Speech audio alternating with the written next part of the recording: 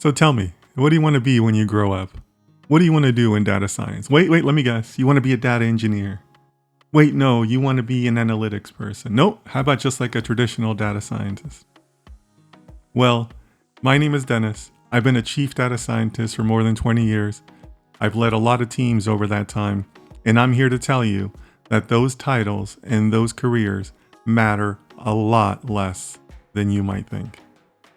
In my series of de-influencing data science, I'm here to bust myths that I see in a lot of the bad information, the idiot influencers that are out there all over social media.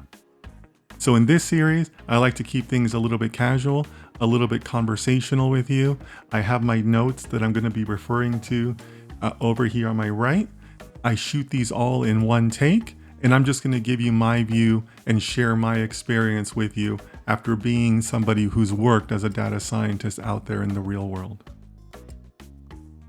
Now, in some of my other content, I have presented that choosing a course of study, a college degree, a master's degree, which curriculum to choose, which things to study in data science is perhaps one of my most asked questions. As far as this video and choosing the career path of data engineer, analytics, data scientist, what have you, this might be the second most popular question that I've received across all of my platforms. Now, there are some variations on the question, machine learning engineer or some other form of title difference, but you should really just take this to be me referencing all of the possible titles or different roles that you might hear about when you're applying or when you're actually working in the field. So I'm here to bust this myth, and I can basically bust it for you with one simple question. Exactly how big do you think most data science teams are? Because the reality that I have seen and that I continue to see in my conversations with colleagues of mine that are directors or managing directors, leading teams, innovation leaders, data executives, the teams aren't very big. I see that in the current experience, and that's also my experience and my background. Roughly speaking, I would say that your average data science team is still somewhere in the range of 4, 5, maybe 6 people. I have some colleagues that are directors at some very large firms across the world, and even at a very large firm with a dedicated data science effort, might still be 10 people to a team.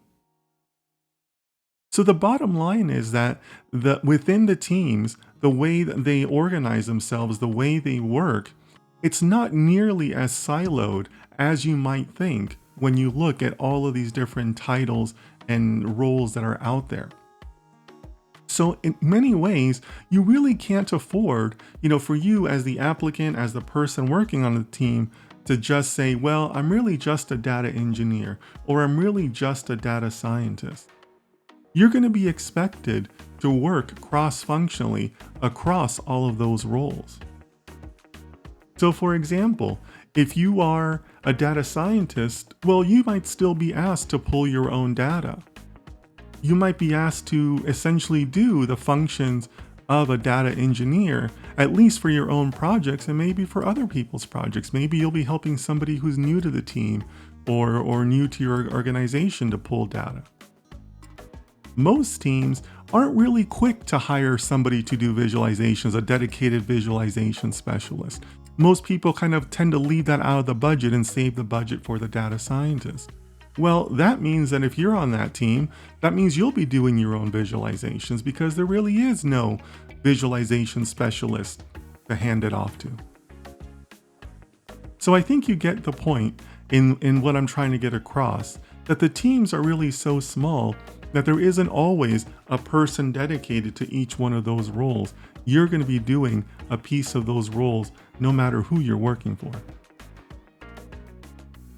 Now, I also want to emphasize that the role of AI is also going to play a big role in the definition of these roles and what you do on a day-to-day basis.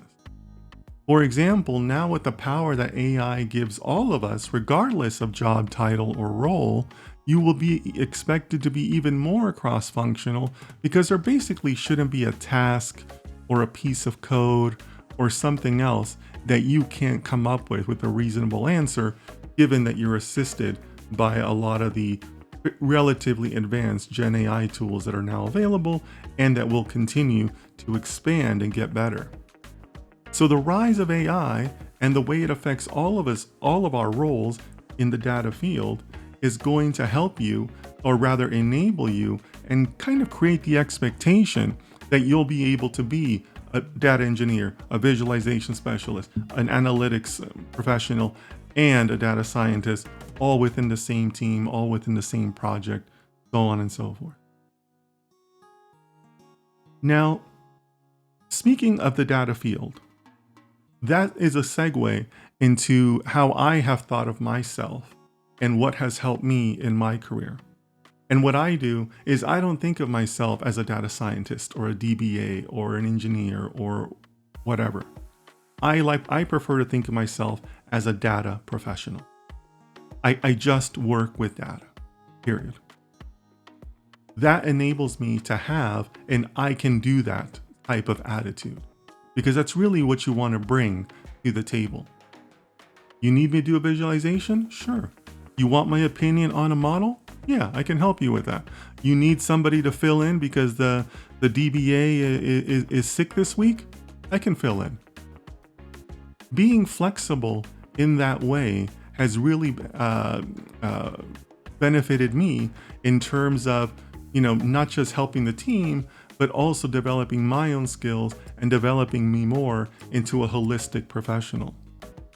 And the reason I say that is because I usually get other questions as follow-ups to this, where people say, well, I'm a data engineer now, but what I really want to do is be a data scientist. Or I do a lot of work in analytics, but what I really want to do is work more with data and be a data engineer.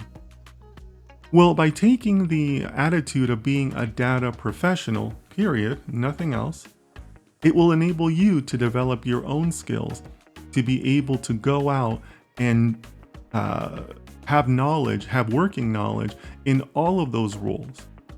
So that doesn't just make you more valuable to the company, it also makes you more fulfilled and more, again, holistic in the way that you approach data and data projects in general. So the key here is not to be tied, on a personal basis to any particular job role or function. Just think of yourself as a data professional, somebody that works with data in all forms, in all functions.